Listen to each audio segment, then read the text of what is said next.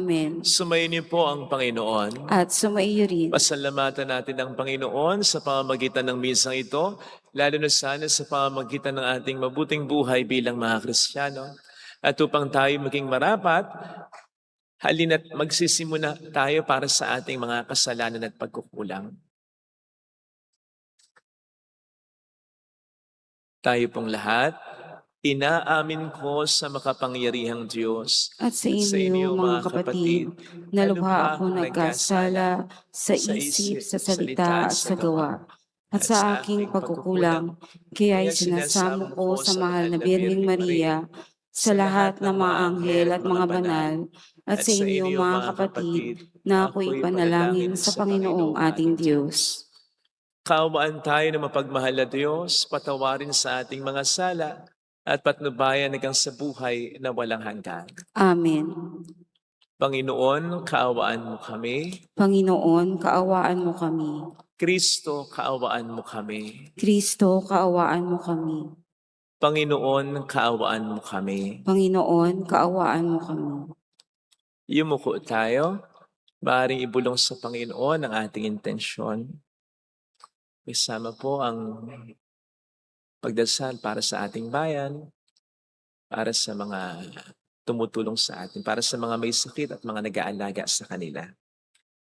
Panalangin din natin ang pagdiriwang na kaarawan ni Benjamin Avencena Jr., Maribel de la Cruz.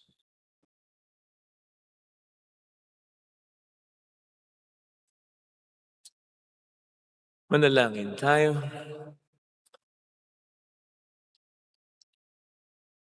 Ama naming makapangyarihan, ang iyong dumadalangin sambayanan ay matapat mo daw ang lingapit subaybayan upang makita namin ang dapat gampanan at para rito'y magkaroon kami ng kakayanan sa pamamagitan ni Jesucristo, asama ng Espiritu Santo magpa sa walang hanggan. Amen.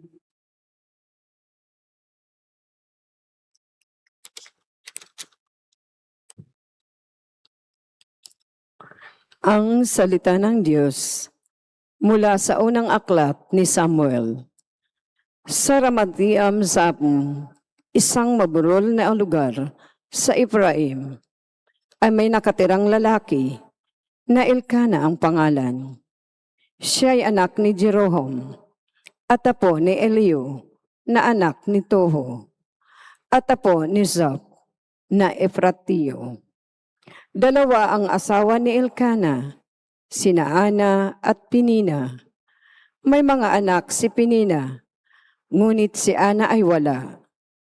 Taon-taon pumunta si Elkana sa Silo upang sumamba sa Panginoon sa lugar na pinaglilingkuran ng mga anak ni Eli, na sina Ofni at Phenis, bilang mga saserdote.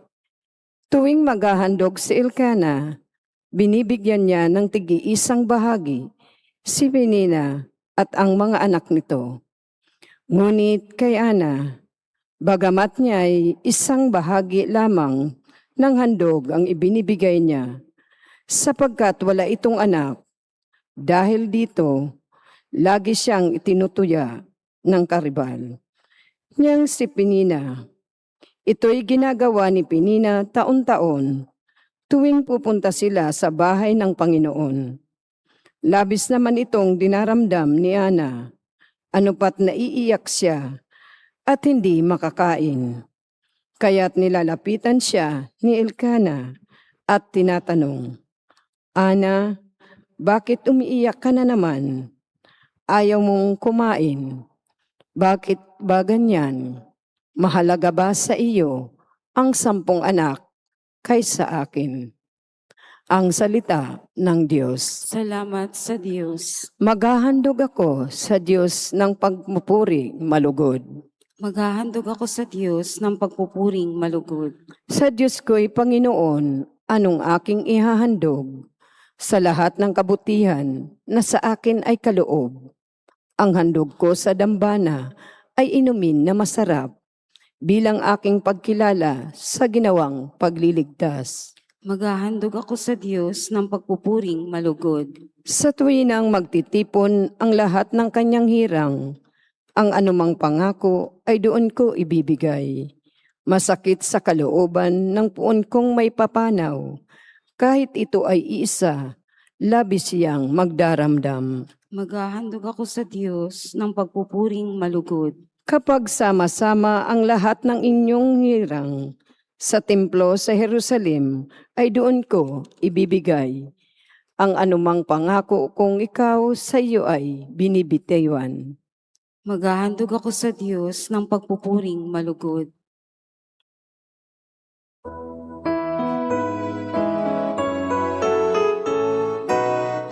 Alleluia, alleluia, alleluia, alleluia.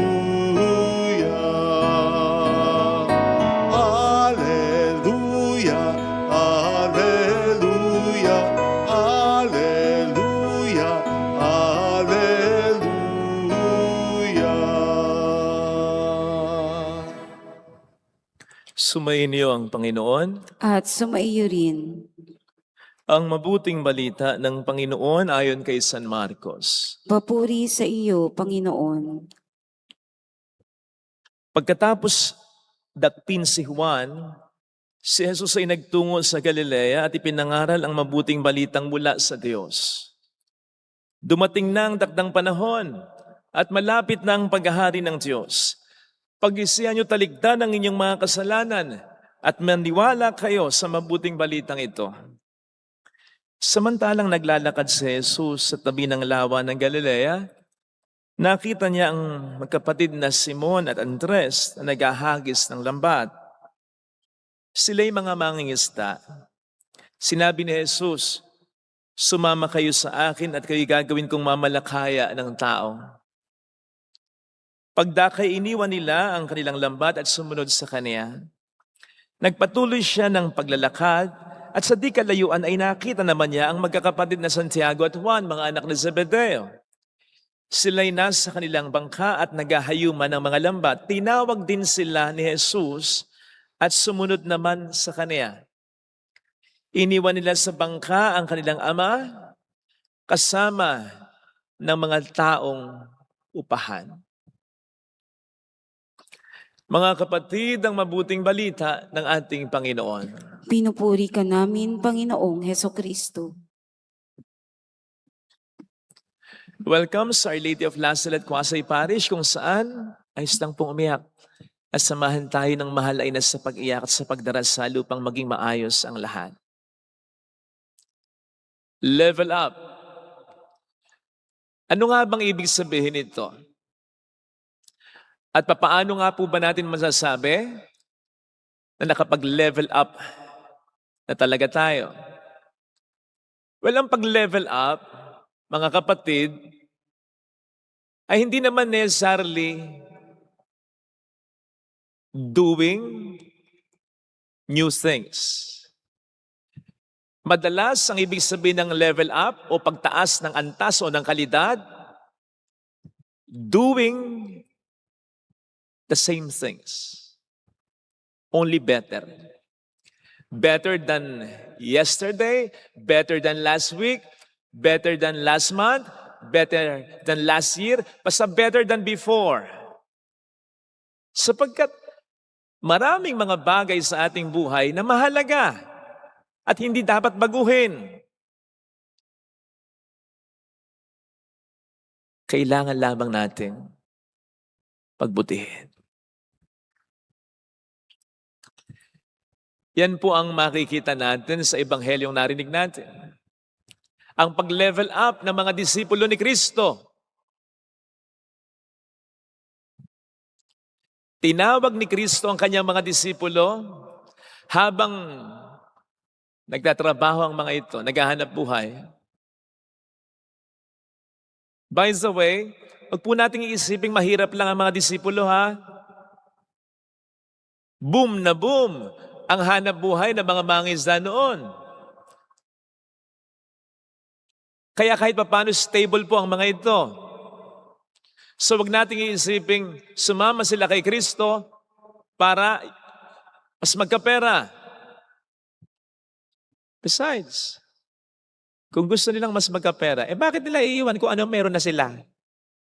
Para lamang sumama kay Kristo na hindi naman mukhang pera o hindi naman mukhang may pera. And so they were certainly after for something more. Hindi about money. Something that would truly make them happy.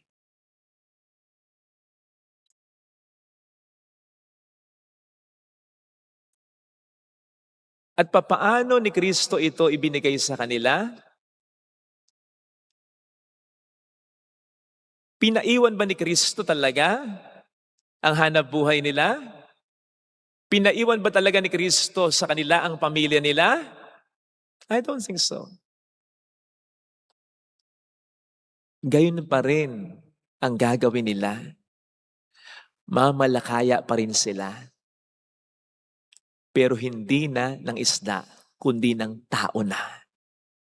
At mamamalakaya sila hindi lamang sa karagatan, kundi sa buong mundo na. Maghahanap buhay pa rin sila, pero ang hahanapin nilang buhay ay hindi lamang para sa buhay nila, kundi para na din mabuhay ang iba. Hindi nila totally iniwan ang kanilang pamilya. It's just that, from then on, si Kristo na ang mas naging pamilya, priority nila.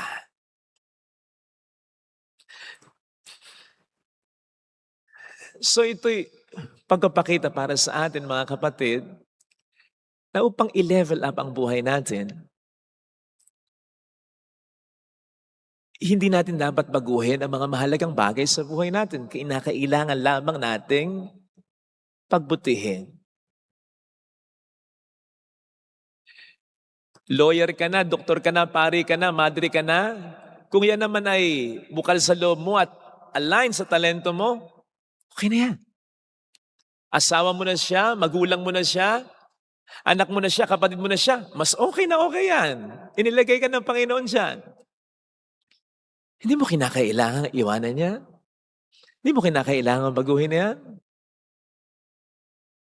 Nakita po ninyo, sa ating unang pagbasa, si Elkanah nag-level up sa ibang paraan. Nagdalawa ng asawa. De problema.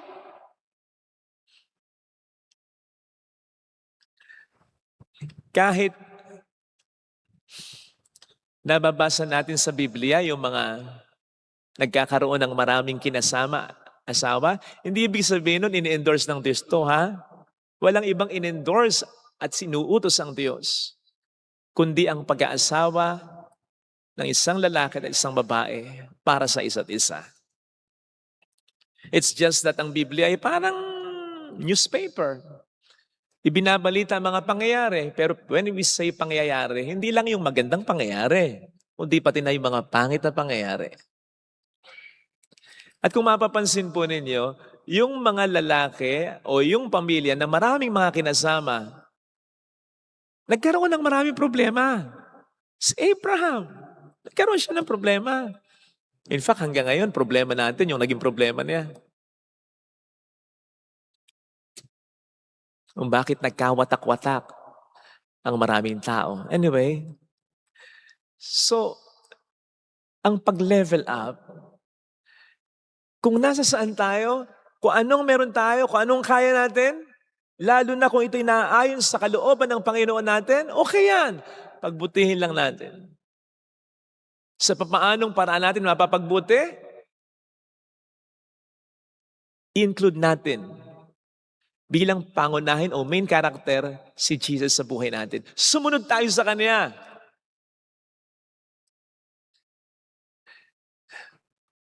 Para magligtas din ng tao. At magagawa natin ito kung tutularan natin si Kristo. Na ang laging iniisip ay hindi sarili, kundi ang kapakanan ng ating kapwa-tao.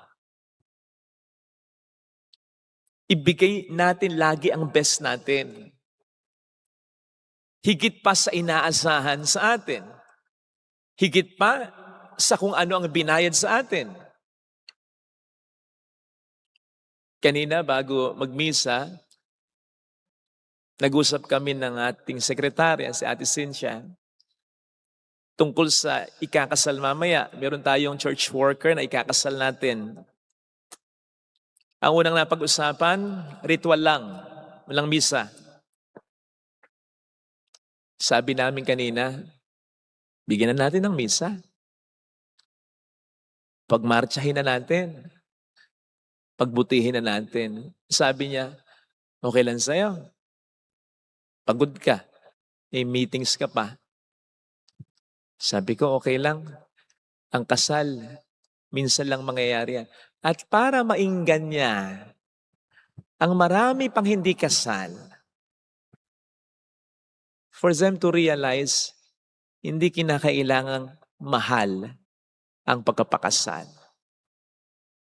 Hindi kinakailangan may handa. Hindi kinakailangan maraming bisita. Hindi kinakailangan gumasta. Kailangan lang talagang nagmamahalan kayong dalawa at walang hadlang sa inyong pag-asama. Ibigay natin lagi ang best natin. Maglingkod tayo kahit walang bayad. Mag-extend tayo ng tulong sa mga nangangailangan bilang doktor, bilang nurse, bilang driver, bilang tindera sa palengke, bilang janitor. Gawin natin ang higit pa sa inaasahan sa atin.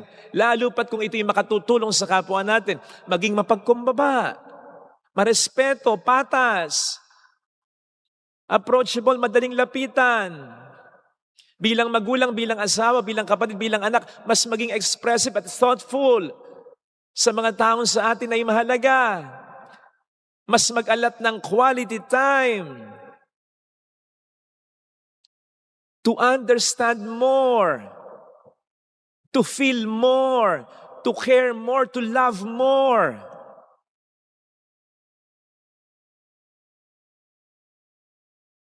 Yung ikakasal natin mamaya, pwede namang, di naman kayo ikasal na, di ba? Nagmamahala naman kayo. Pero kaya kayo magpapakasal sa simbahan, gusto nyong i-level up ang pag-asama ninyo. Gusto nyong makasal hindi lang sa mata ng tao, kundi pati na sa mata ng Diyos. Gusto nyong sundin ang Diyos sa buhay ninyo. Yun yung pag-level up. You see, madalas pag sinasabi nating level up, dapat this year mag-level up, dapat mas malaki na katawan ko, mag-gym na ako. Dapat mas maganda na ako ngayon, mas gumanda ako. Dapat pabata ako, hindi pataba. Dapat yung finances ko mag-grow. Investment, properties, marami. Dapat mas madadagdagan. Achievements. Hindi ko naman sinasabing masama ang lahat ng yan. No. Pero kulang na kulang, makakaranas pa rin tayo ng kalungkutan at pwedeng pati kawalan kahit parang nasa iyo na ang lahat. Kasi ang mag-level up sa buhay ay yung sinasabi ng Panginoon, habang ang isang butil ay hindi namamatay, nananatili itong nag-iisa. Pero kapag ito'y nahulog sa lupa at namatay, ito'y namumunga ng sagana. Yun ang totoong pag-level up.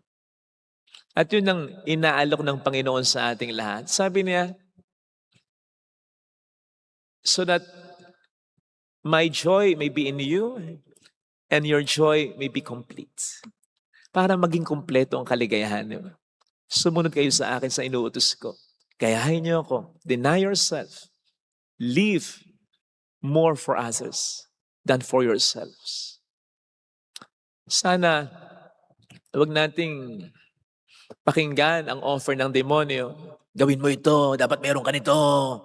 I-try mo ito para mas mag-level up ang buhay mo. John 10 verse 10, sabi ng Panginoon, the devil, the enemy, comes only to steal, to destroy, and to kill. Pero siya, he comes, the Lord comes to give life, abundant life. Amen. Lagay natin ang ating kanang kamay sa tapat ng ating puso. Abundant life. Yun ang tunay na pag-level up. Ganap at kasiya-siya. Ino-offer yan ng Diyos sa iyo.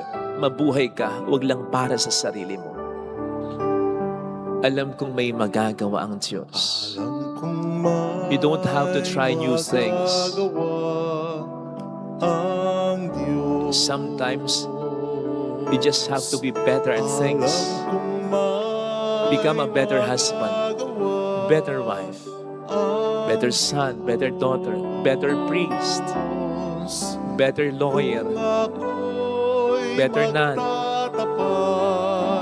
Mas maging mabuting lay minister, mas maging mabuting lektor.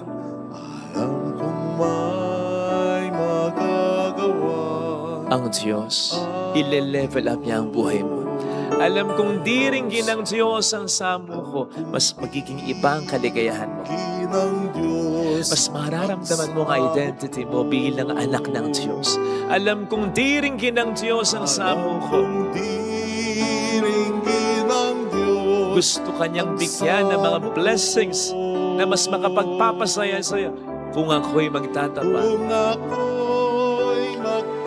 Sa Kanya'y maglilingkod. Sa Kanya'y maglilingkod. Alam kong di ringgin ng Diyos ang samo ko. Pumikit tayo. Panginoon, pasensya na sa mga pagkakataong nalulungkot ako, nahihirapan ako, wala akong pagkakontento sa buhay ko. At para dito, iniisip ko, dapat meron akong ganito, dapat meron akong ganon. Kapal ng mukha ko, hinihiling ko pa ito sa iyo. Without realizing, hindi ko maisip ang mga tunay na makapagpapa-level up ng buhay ko sa paraan na gusto mo, sa paraan na makapagpapasaya talaga sa akin. Tulungan mo ko, Panginoon, mula ngayon na mabuhay. Hindi lang para sa sarili ko, kundi lalong-lalo na para sa iyo at para sa kapwa ko. Tulungan mo kong mas maging mabuting tao. Hallelujah! Mas maging mabuti ka. Mas magiging masaya ka. Hallelujah! Mas paligayahin mo ang iba sa tamang paraan. Mas makararamdam ka ng kaligayahan na hindi po pwedeng bayaran ni numan. Hallelujah! Purihin ang Diyos. Hallelujah! Sa takdang panahon, babalik ang Panginoon upang tayo ay tapat siya sa Kanyang mga pangako sa atin. Sabihin mo sa sarili mo, mayroong magandang mangyayari sa iyo. Level up mo ang buhay mo, kapatid. Kung lalapit ka kay Jesus, maaaring matagal, maaaring maging mahirap. Sa una, yes. Pero sa huli, you will realize it is all worth it. Mayroong magandang mangyayari sa iyo. God's joy will be in you. And your joy will be complete kung lalapit kay Jesus. Lalapit kay Jesus.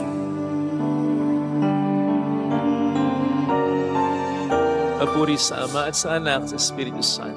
Kapara ng sa unang-una ngayon at magpakailanman, magpa sa walang hanggan. Amen.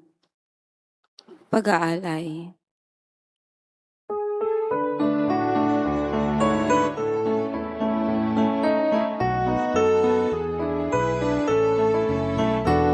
Taglay namin ngayon sa aming mga palad, sa kabutihan mo ay aming tinanggap, kasyang tanggapin ang siya naming hangat. Tinapay na bunga ng pagod at hirap, sama-sama magalay ng buong pagmamahal. Sama-sama magalay ng buong pagmamahal. Alay pa rin namin sa'yo, Amang Liyak, ang alak na mula sa katahas ng ubas, na sa kalinga mo'y aming ding tinanggap. Kaya ngayon'y muling handog sa iyong hapak, sama-sama magalay ng buong pagmamahal. Sama-samang magalay ng buong pagmamahal. Tinapay at talak habang handog namin, naway kalugdan mo, O Diyos na butihin. Tinapay nagbigay, buhay nawa sa amin, sa kalwalak magsilbing inumin. Sama-samang magalay ng buong pagmamahal. Sama-samang magalay ng buong pagmamahal. O Diyos na dakila, Ama naming mahal, naway kanupin mo ng aming alay. Tangi naming nasa ika'y papurihan, at magpakailanman ika'y ipagdangal. Sama-samang magalay ng buong pagmamahal. Sama-samang magalay ng buong pagmamahal.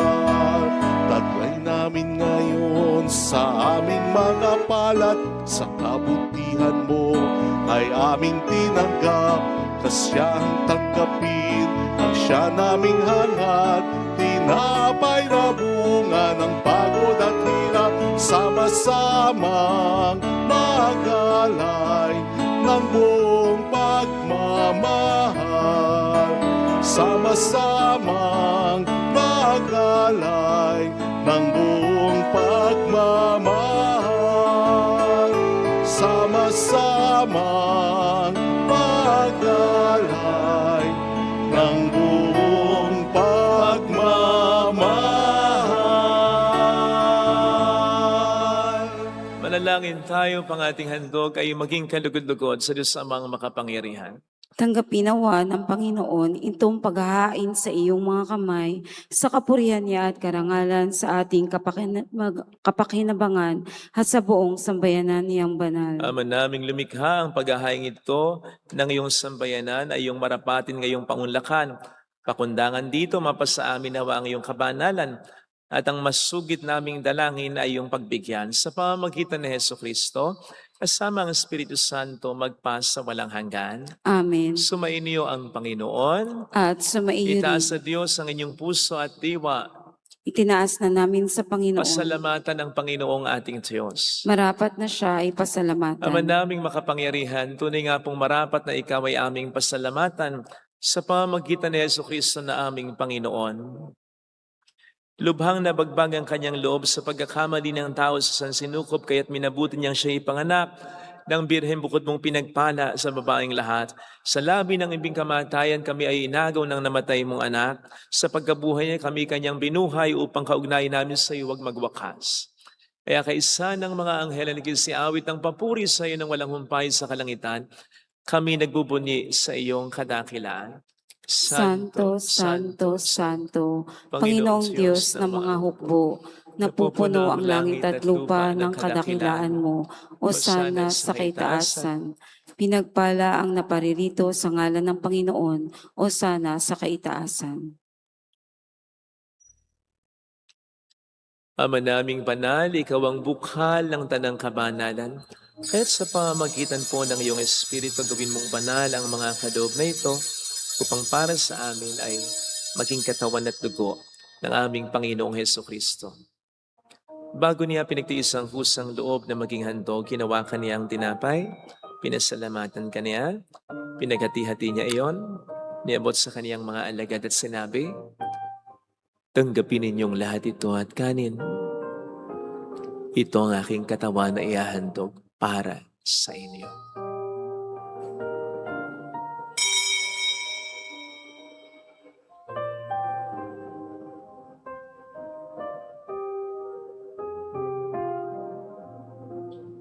Gayun din naman nang matapos ang hapunan, hinawakan niya ang kalis. Huli kaniyang pinasalamatan. Nibot niya ang kalis sa kaniyang mga alagad at sinabi, "Tanggapin ninyong lahat ito at inumin. Ito ang kalis ng aking dugo ng bago't walang hanggang tipan. Ang aking dugo na ibubuhos para sa inyo at para sa lahat.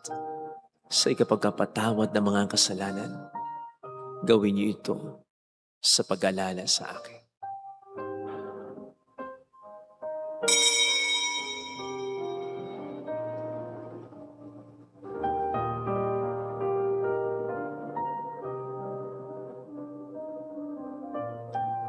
Ang misteryo ng ating pananampalataya. Si Kristo'y namatay, si Kristo'y nabuhay, si Kristo'y babalik sa wakas ng panahon. Ama, ginagawa namin ngayon ang pag-alaala sa pagkamatay at muling pagkabuhay ng iyong anak, kaya inialay namin sa iyong tinapay ng buhay at ang kalis ng kaligtasan.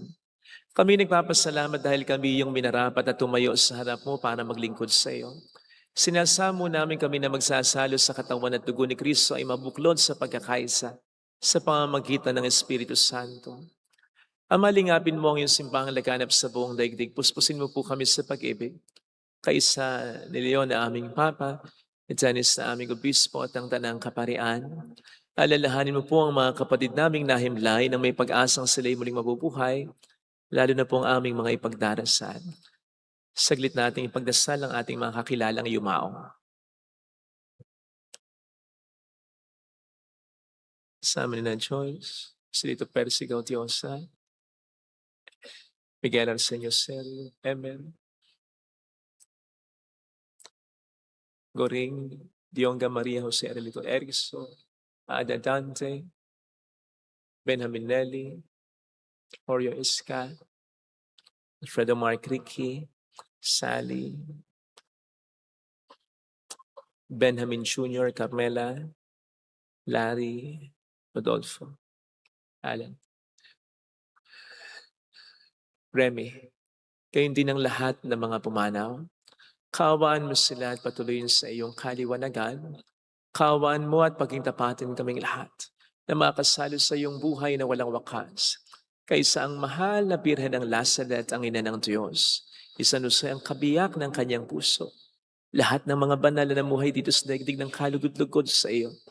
May pagdiwang nawa namin ang pagupuri sa ikararangal mo sa pamamagitan ng iyong anak, na aming Panginoong Hesukristo.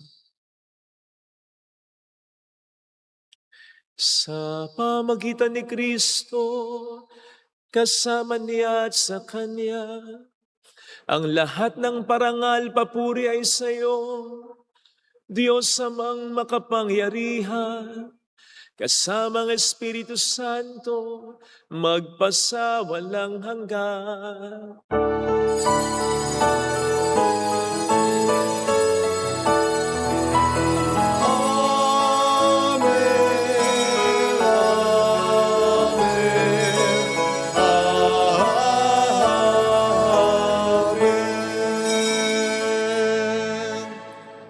Tumawag tayo sa ating Ama.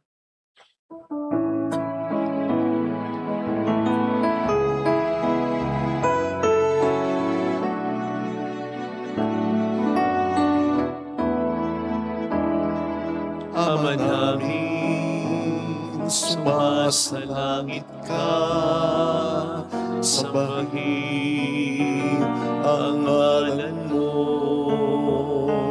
mapasamin ang kaharian mo, sundin ang loob mo dito sa lupa para nang sa langit.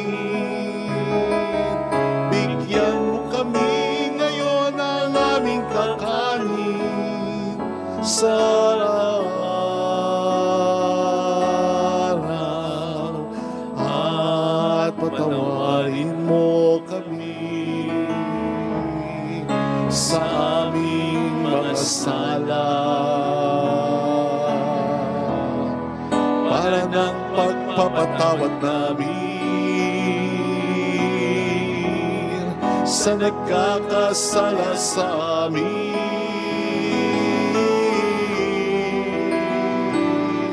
At huwag mo kami ipaintulot sa tukso,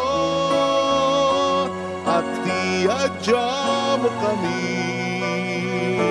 sa lahat ng masama.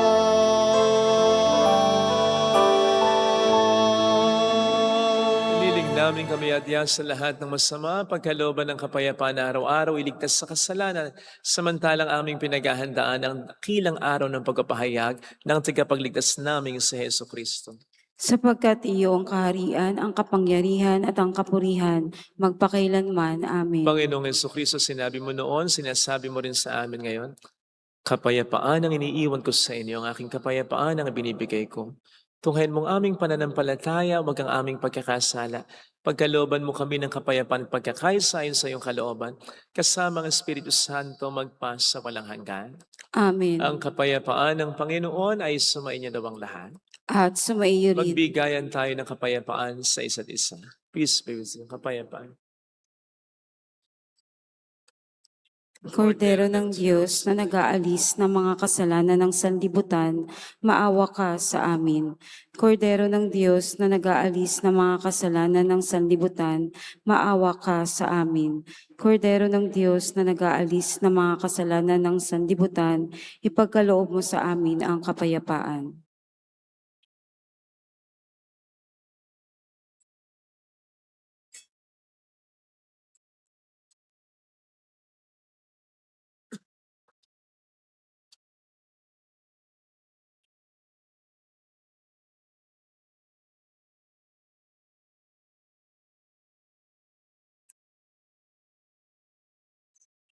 Narito sa harap natin ng Panginoon ang ating buhay at kaligtasan.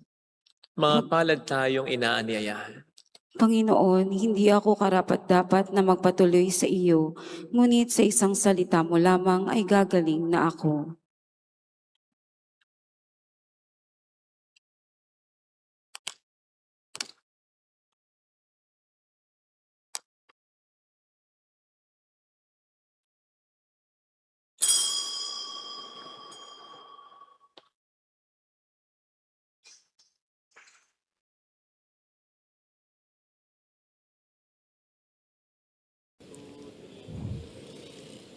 Panalangin para sa espiritual na pakikinabang. Panginoong Hesus, ako ay naniniwala na ikaw ay nasa kabanal-banalang sakramento. Iniibig kita ng higit sa lahat at ninanasa kong tanggapin ka sa aking kaluluwa. Sapagkat sa mga sandaling ito, hindi kita matatanggap sa sakramento. Tumuloy ka sa espiritu sa aking puso. Niyayakap kita na para bang naririto ka na.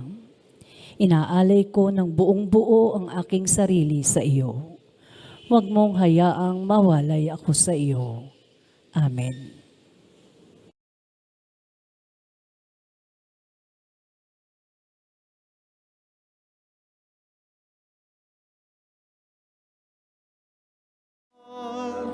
Paglipas ng hilahin, mayroong kaligayahan.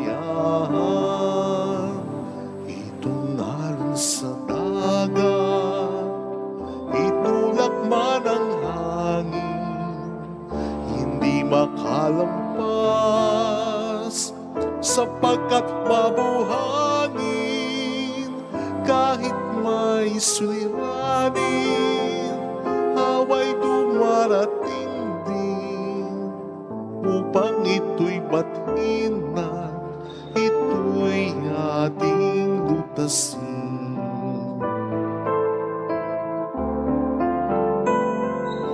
Bawat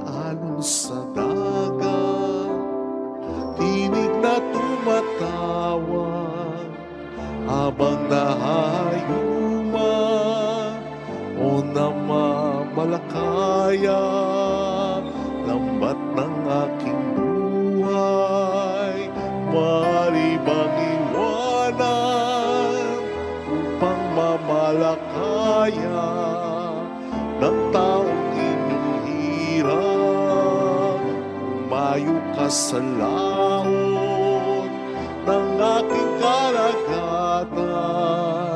Ang lambat ay ihulog sa dakong kalaliman sa iyong salita. At kung ika'y kapiling, mga kawan sa dagat ay huhulihin.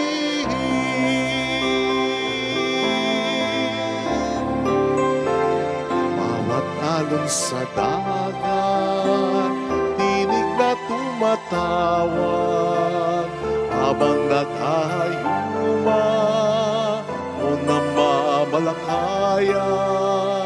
Lambat ng aking buhay, maaari bang iwanan upang mamalakaya ng taong inyong hirap? Umayo ka sa laot ng aking karagatan. Ang lambat ay ihulog sa dakong kalaliman sa iyong salita. At kung ika'y kapiling, mga kawan sa dagat ay huhulihin sa iyong salita. At kung ika'y kapiling, mga kawan sa dagat ay huhulihin.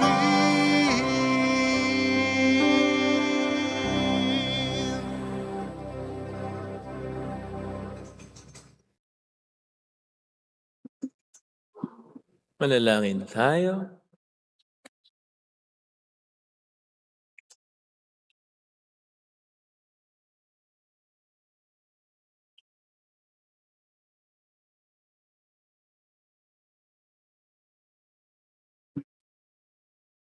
Ama naming makapangyarihan, mapagmahal, hiniling namin kami pagbigyan, pakundangan sa iyong dulot na pakikinabang.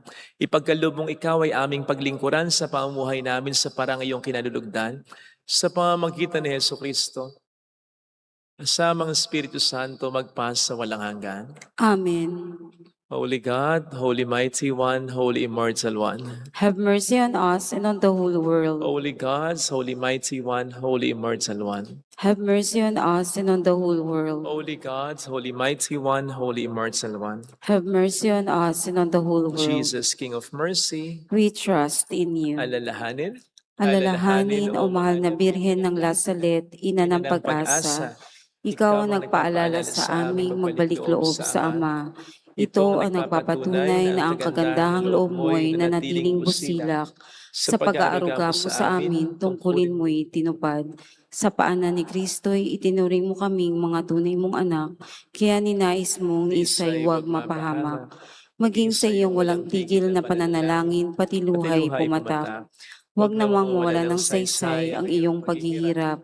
Hiling nawa namin sa iyo, o aming inang liyag, na matapos ang pakikibaka namin sa mundong ito at sa pananatili naming tapat kay Kristo, sa kapurihan mo'y makibahagi kaming ganap, upang kung nasaan ka ngayon, maparoon din kaming lahat, at ang kaganapan ng kalwalhatian ng Diyos Amay, tuluyang matupad siya nawa. mahal na Birhen ng Lasalet, tagapagkasundo ng mga makasalanan. Ipanalangin mong walang patid kaming mga dumudulog sa iyo. Maraming po salamat sa inyong pakikiisa at sa mga tulong na binibigay ninyo, nagiging dahilan para maging madali rin para sa simbahan natin ang makatulong sa mga nangangailangan. Salamat po sa inyo.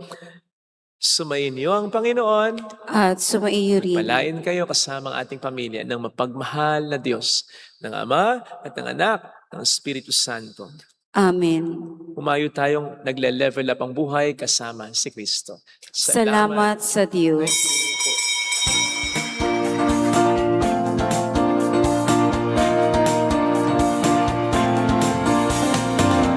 Mary, Mother of the Lord,